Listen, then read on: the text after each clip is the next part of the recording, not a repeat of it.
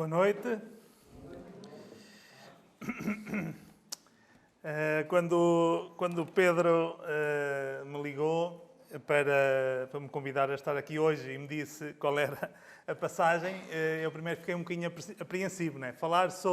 Pregar no livro de Jó, nos capítulos que são os amigos de Jó a falar, para mim, pelo menos, além de ser um desafio novo, é já a partida um desafio difícil. Mas eu, também com a ajuda da internet, acabei por ver parte de uma das pregações do Pedro, que também me ajudou para perceber como é que estava também a dirigir, né? Qual era o sentido. E, graças a Deus, creio que nós vamos conseguir aprender, creio que temos muito a aprender com este capítulo, que, para quem tem estado aqui a seguir o estudo, eu creio que devem estar a contar, não é? Com o capítulo 15 de Jó.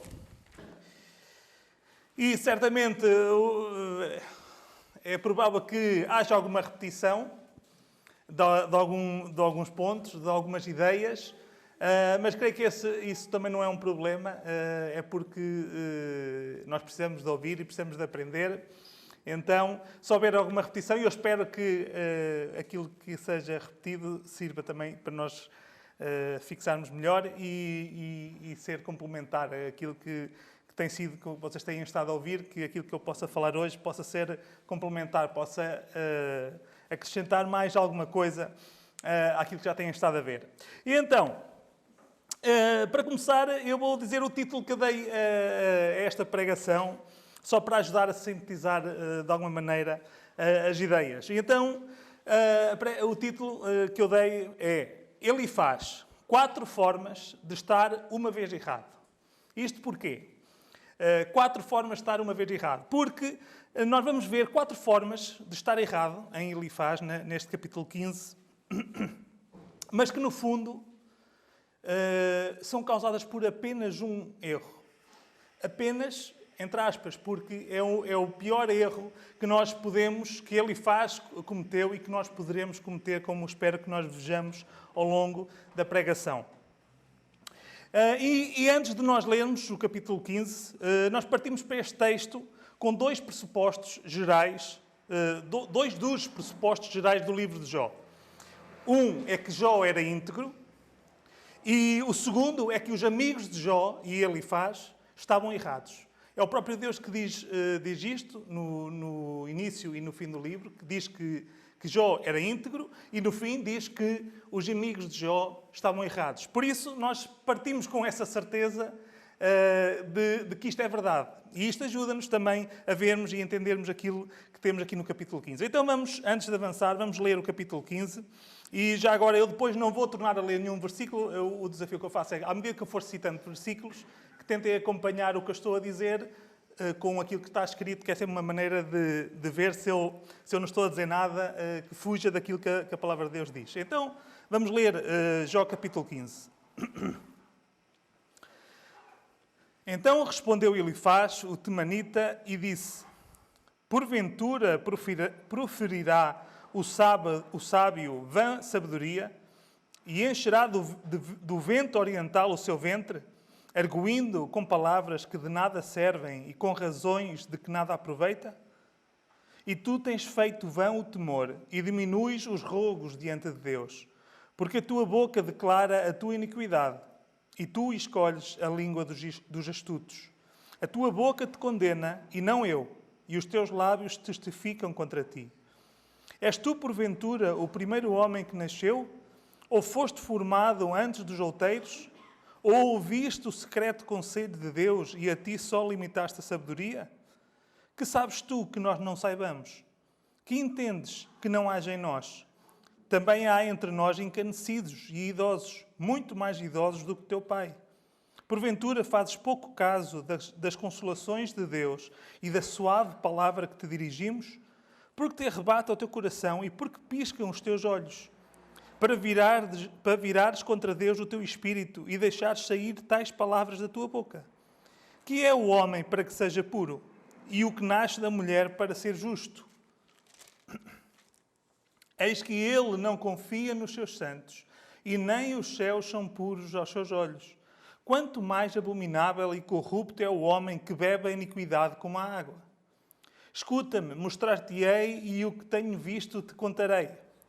O que os sábios anunciaram ouvindo-o de seus pais, e o não ocultaram, aos quais somente se dera a terra, e nenhum estranho passou por entre eles. Todos os dias o ímpio é atormentado, e se reserva para o tirano um certo número de anos. O sonido dos horrores está nos seus ouvidos. Até na paz lhe sobrevém o assolador. Não crê que tornará das trevas, mas que o espera a espada. Anda vagueando por pão, dizendo: onde está? Bem sabe que já o dia das trevas lhe está preparado à mão. Assombram-no a angústia e a tribulação. Prevalecem contra ele, como o rei preparado para a peleja. Porque estendeu a sua mão contra Deus e contra o Todo-Poderoso se embraveceu. Arremete contra ele com a dura cerviz e contra os pontos grossos dos seus escudos. Porquanto cobriu o seu rosto com a gordura, com a sua gordura, e criou gordura nas ilhargas. E habitou em cidades assoladas, em casas em que ninguém morava, que estavam a ponto de fazer-se montões de ruínas. Não se enriquecerá, nem subsistirá a sua fazenda, nem se estenderão pela terra as suas possessões. Não escapará das trevas, a chama do fogo secará os seus renovos, e ao sopro da sua boca desaparecerá. Não confie, pois, na vaidade, enganando-se a si mesmo, porque a vaidade será a sua recompensa. Antes do seu dia ela se consumará, e o seu ramo não reverdecerá. Sacudirá as suas uvas verdes, como as da vide, e deixará cair a sua flor como a oliveira. Porque a congregação dos hipócritas se fará estéril, e o fogo consumirá as tendas do suborno. Concebem a malícia e dão à luz a iniquidade, e o seu ventre prepara enganos.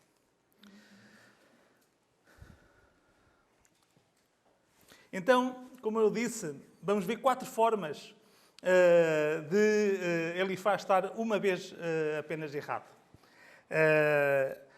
E nós vamos começar por ver que Elifaz estava errado, mesmo estando certo. Porque temos que ver uma coisa, Elifaz, assim como os seus 2 amigos, não eram propriamente ímpios, incrédulos. Eles eram homens crentes e tementes a Deus.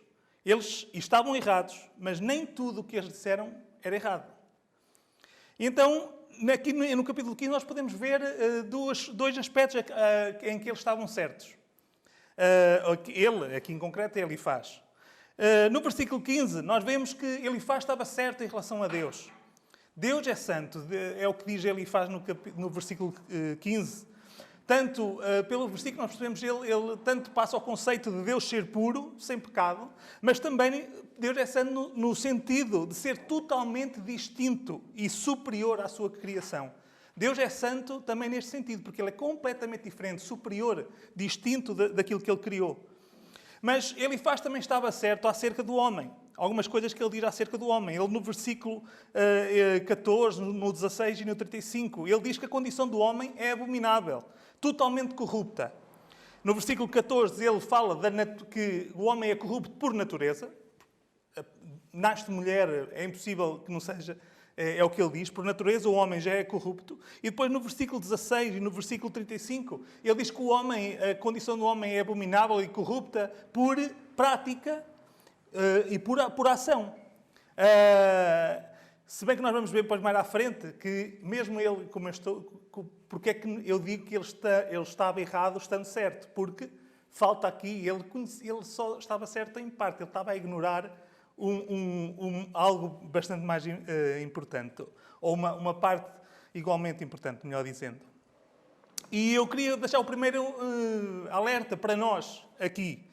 Nós temos de ter cuidado porque o mesmo se pode passar por connosco. Porque nós podemos ser tementes a Deus e até em muitos aspectos termos um conhecimento correto acerca de Deus e mesmo assim estarmos errados numa determinada situação e sermos injustos com alguém como Elifaz estava a ser com Jó.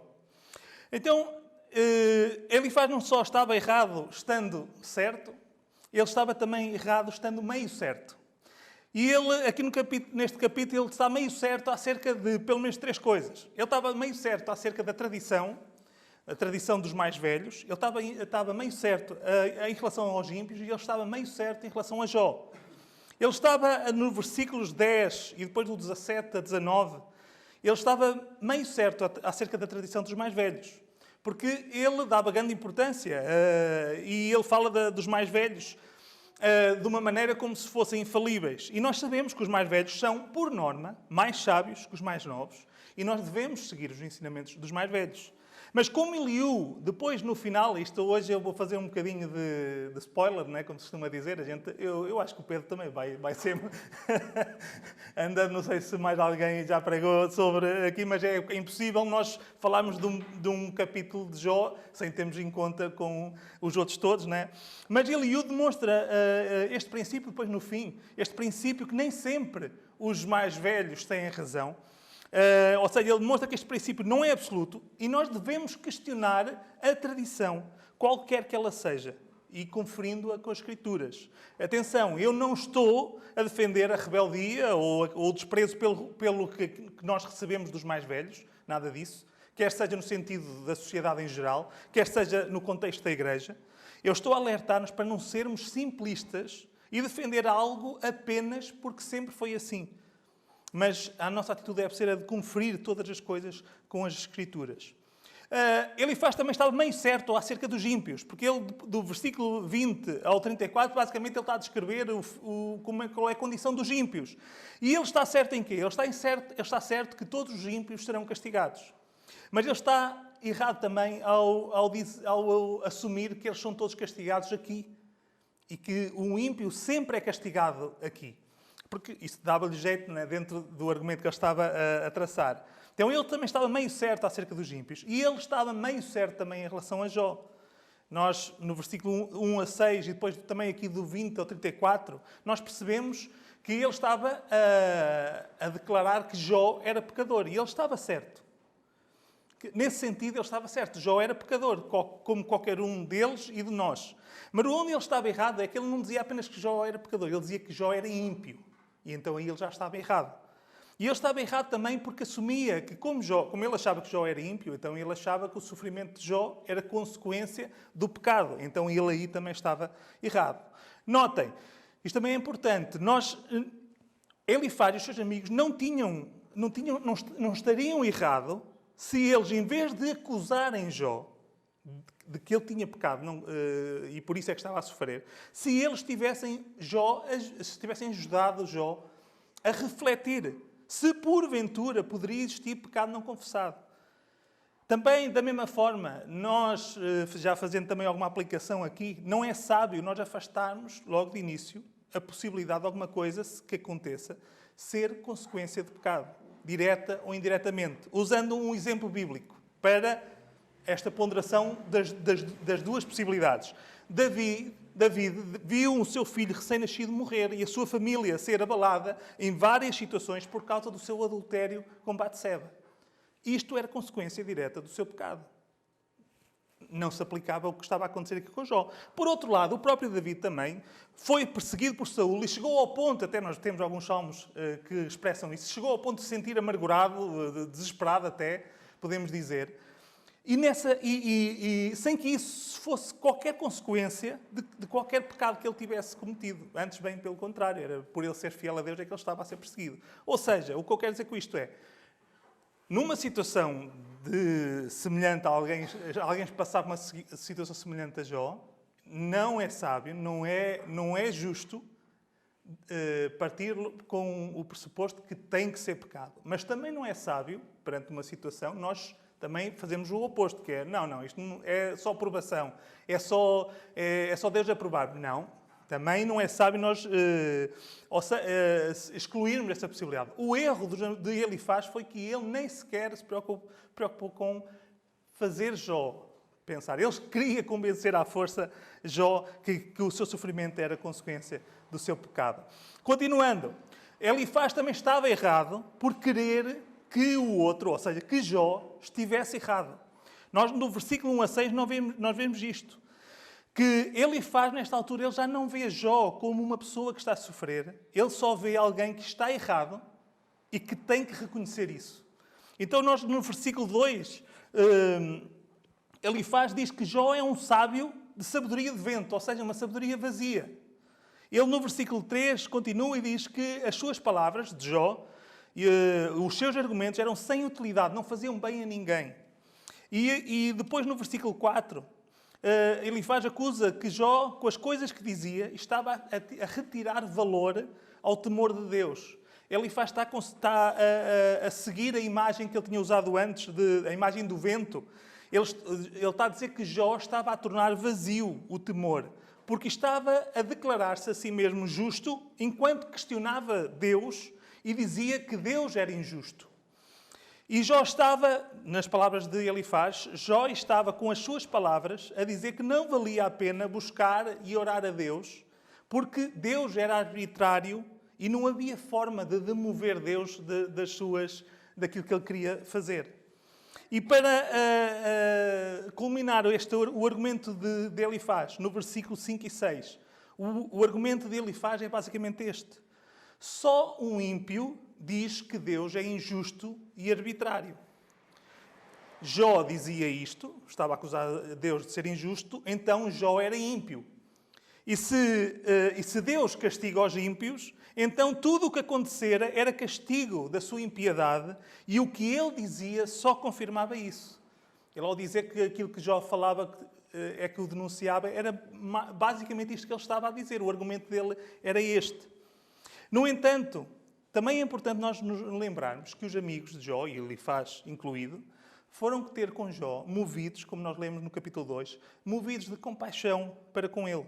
Nós no capítulo 2 lemos que o propósito deles era condoer-se de Jó. Eles não foram com a ideia de apontar pecados a Jó. Eles foram com o objetivo de consolar, condoer-se e consolar a Jó. E prova disso é que quando eles viram o nível de doença e o nível de sofrimento de Jó, eles lamentaram e choraram. Eles foram, se nós lemos no início, eles foram sensíveis à dor de Jó. E durante 7 dias e 7 noites estiveram em silêncio ao pé de Jó. E, ao mesmo tempo, eu penso que a minha explicação para que eles depois comecem, quando Jó começa a falar, que eles comecem a ser tão duros, é que durante aqueles 7 dias, eu creio que eles foram se convencendo, foram pensando porque é que Jó estava a passar por aquilo e eles foram se convencendo que a resposta era o pecado de Jó.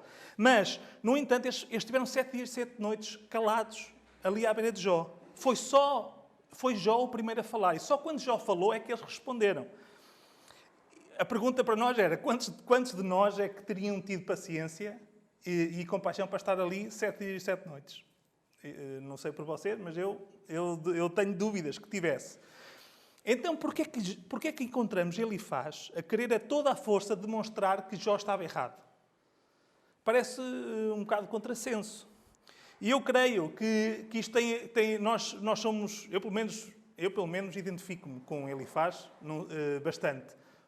Porque eu provavelmente, sem ter o livro de Jó, eu provavelmente naquela situação tinha feito exatamente o mesmo.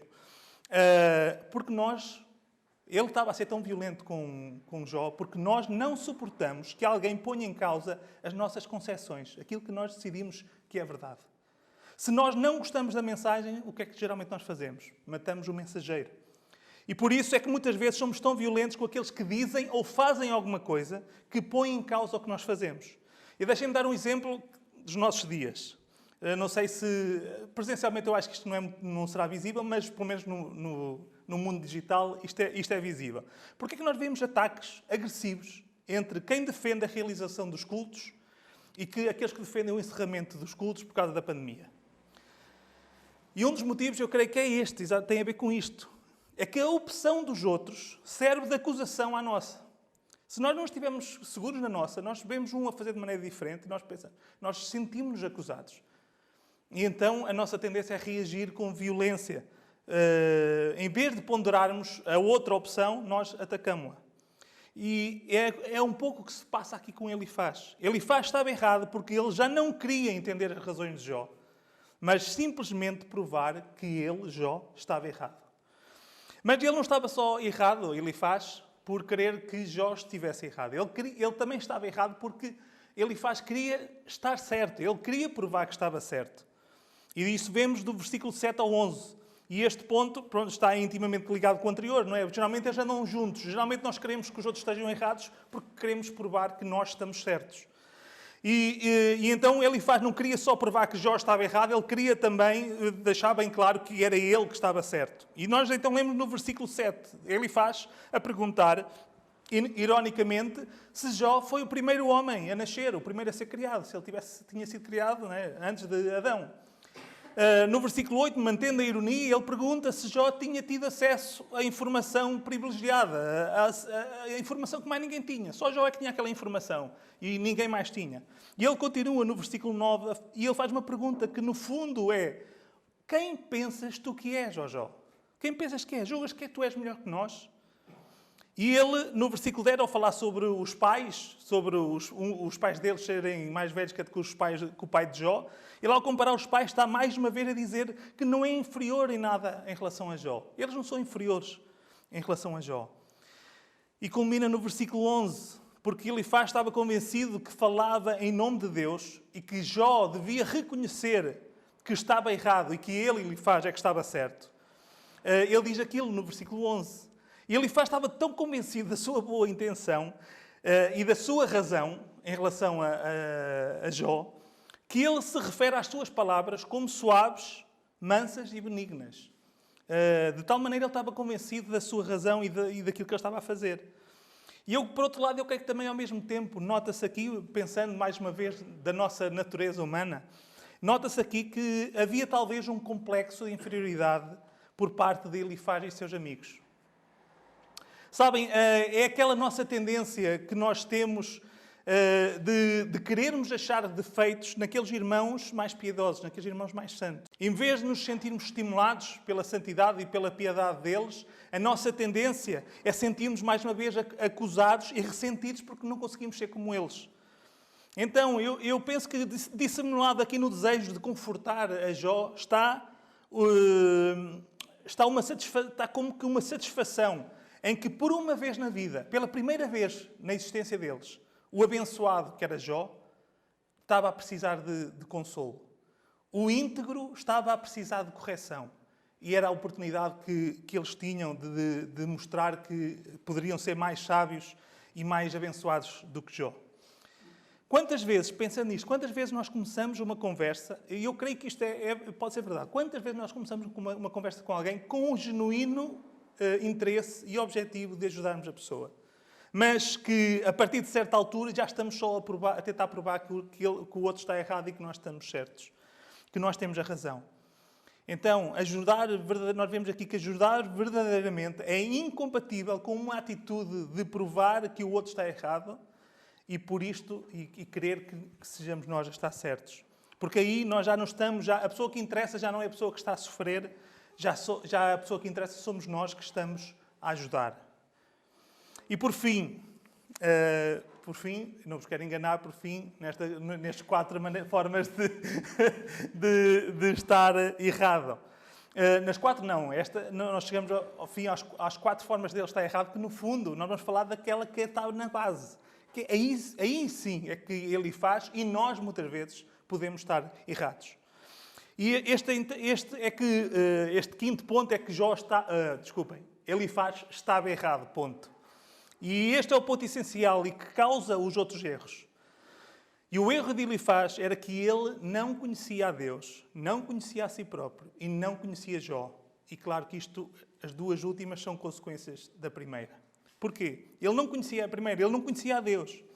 Elifaz tinha uma perspectiva diminuída de Deus. Era um Deus humanizado. Ele via Deus como um justiceiro, um Deus que tinha uma balança, mais ou menos, pegando nesta imagem, tinha uma balança, e se o homem fosse genericamente justo, né, se os pratos da balança tivesse mais de um daquele lado, Deus abençoava. Se o homem fosse genericamente pecador, então Deus castigava. Elifaz sabia, e nós vimos no início, e bem, ele sabia, e estava certo nisso, que Deus é santo.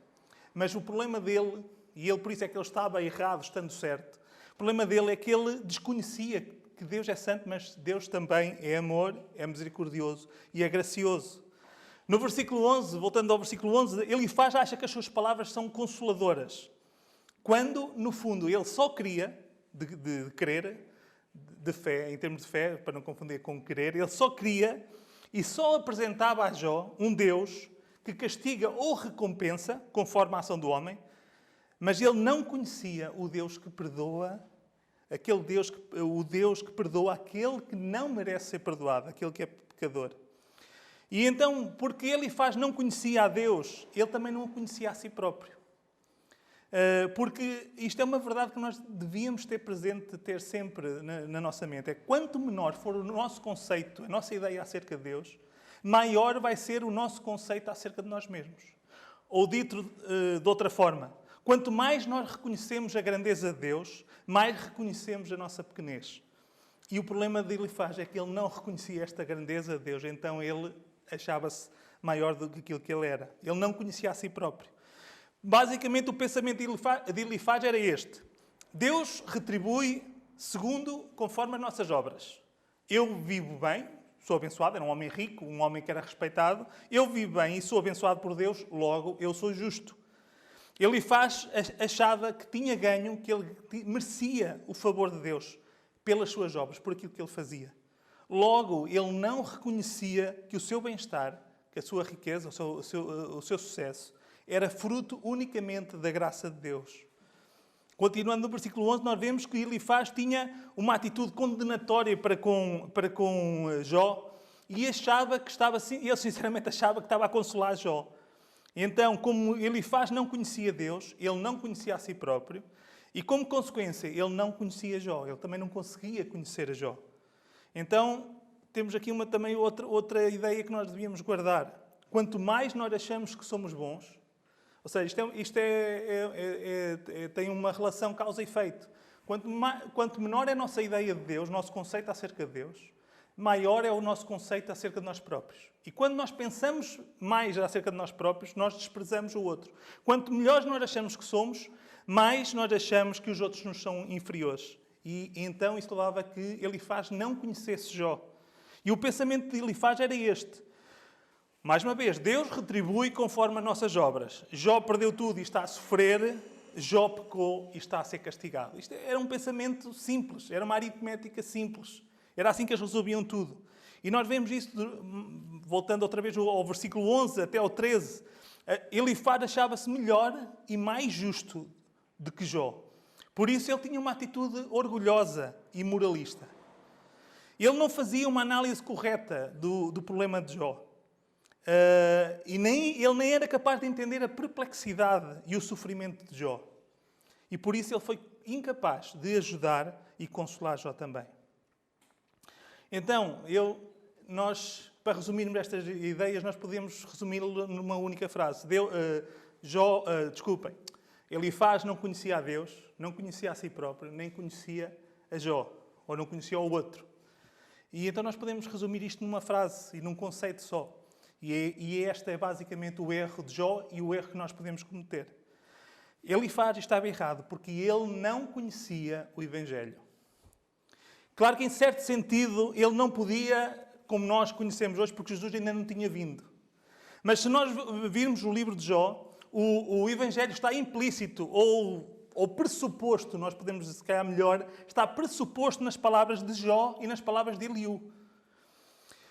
E por isso é que Eliú não é criticado. Eliú fala e não há ninguém, nem Deus, nem ninguém nem Deus diz que está errado, nem Jó consegue responder alguma coisa a Eliú. E também é por causa disso, ou seja, porque o Evangelho está implícito, está pressuposto nas palavras de Eliú. Ele conhecia Deus, Eliú conhecia Deus.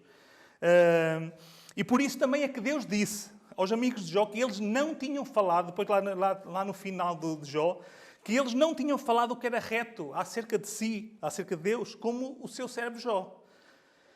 Mas nós podemos fazer esta pergunta. Então, mas se Deus repreendeu Jó, depois no final, por comparar a sua justiça com a justiça de Deus, e repreendeu Jó pela sua arrogância em questionar e criticar Deus, como é que Jó falou o que é justo acerca de Deus?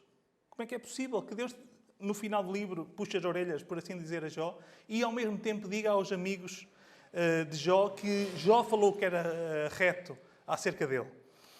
E eu creio, nos bocadinhos que eu via da pregação do Pedro, eu percebi que ele também já tem falado, e já passou, certamente a falar dos capítulos, de alguns capítulos, já tocou neste ponto. É porque no meio das palavras insensatas de Jó, Jó reconhecia que necessitava de um advogado, de um fiador e de um mediador que defendesse a sua causa, que pagasse a sua dívida e que fizesse a paz entre ele e Deus. Por isso é que ele falou que era... Ele disse muita coisa errada ao longo do livro, mas no fundo,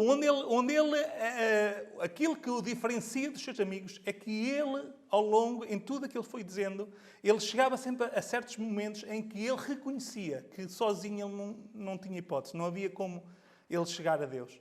Então ele precisava do fiador, do mediador e do advogado que pudesse fazer a mediação entre ele e Deus.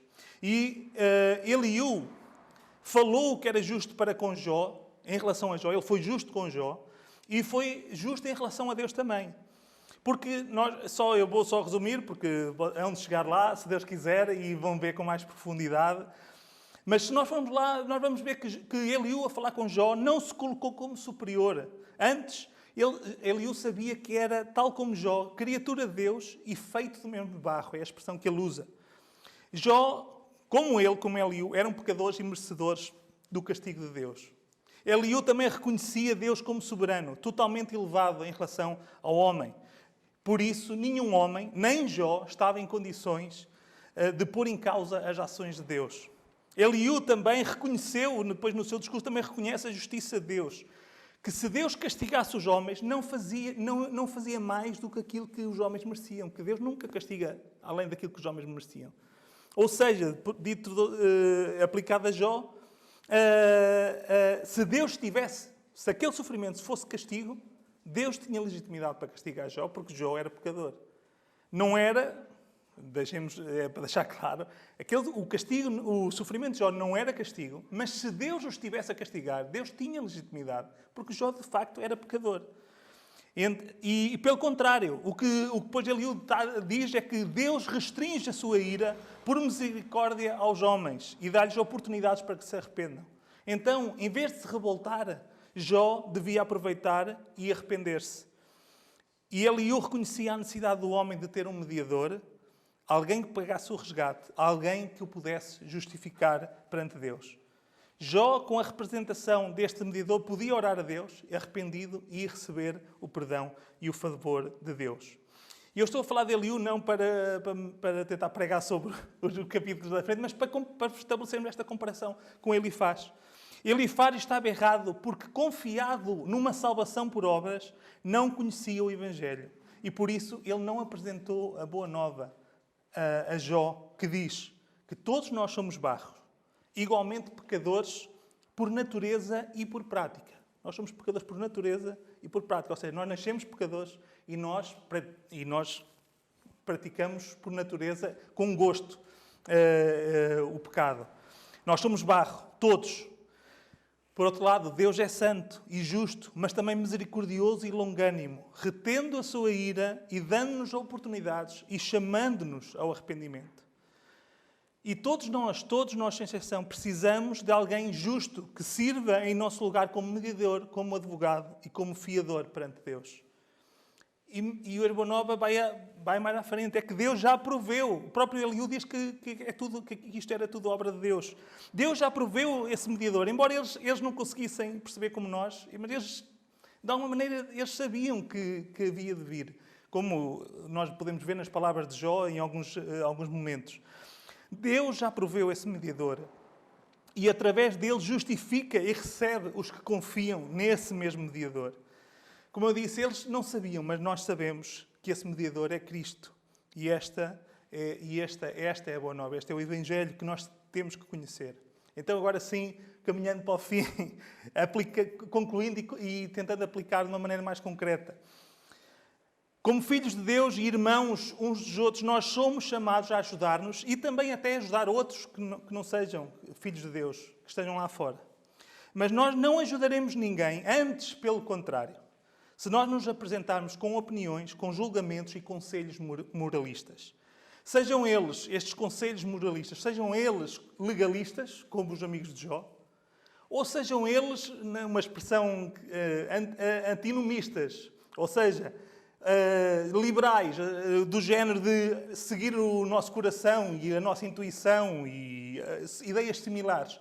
Ou seja, nós tivemos este tipo de conselho moralista, seja legalista, seja liberal ou antinomista, como nós queremos dizer, ou seja, repudiando os mandamentos de Deus. Qualquer uma destas perspectivas é errada.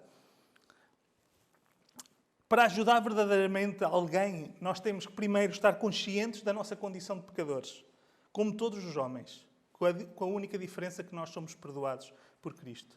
Isto deve ser o primeiro ponto essencial em alguém que se propõe a ajudar outro. É que estamos conscientes da nossa condição de pecadores, como todos os homens, apenas com a diferença de sermos perdoados através de Cristo.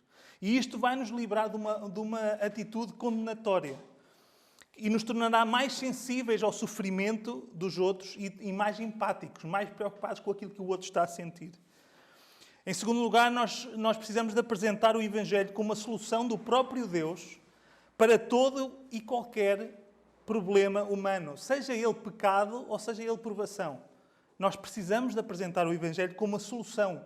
Não são soluções humanas, não são soluções inventadas por nós, mas é o Evangelho, porque é a solução de Deus.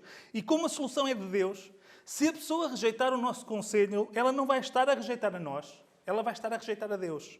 E isso vai lembrar-nos que a solução não é nossa, mas de Deus. E por isso nós não precisamos de provar a outra pessoa que temos razão. Nós estamos a apresentar-lhe aquilo que será melhor para ela. Se ela rejeitar, ela não nos está a rejeitar a nós. Por isso nós não precisamos de provar que temos razão.